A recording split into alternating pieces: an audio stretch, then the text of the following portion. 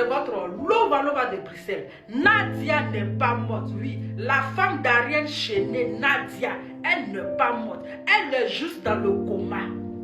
Elle est rentrée dans un coma profond. Elle n'est pas morte. Ils l'ont vite mis à la morgue. Pourquoi vous ne pouvez pas essayer ce que la dame a dit? Parce que moi-même, j'ai fait le même rêve. Le jour qu'ils ont dit Nadia est morte, elle est décédée, j'ai fait le même rêve. Où ils l'ont fait coucher sur une natte.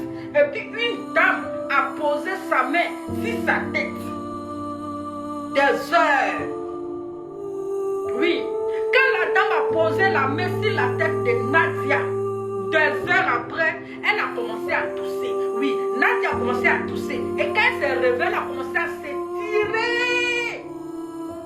Elle a commencé à s'étirer comme si quelqu'un qui était dans un sommeil profond. Donc elle s'est tirée là, elle s'est levée.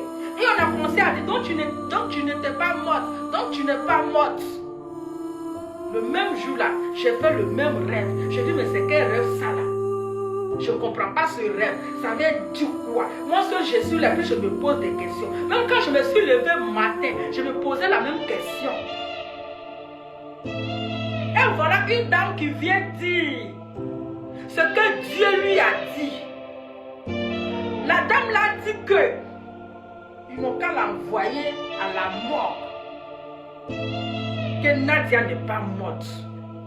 Ce que Dieu lui a dit de faire, là, elle va le faire. Elle va aller juste poser sa main sur elle. Elle va se lever. Elle n'est pas morte. Elle est dans le coma. Dans un coma profond.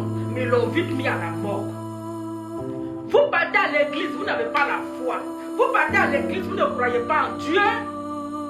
Vous doutez de la parole de Dieu. Vous êtes quel genre de chrétien?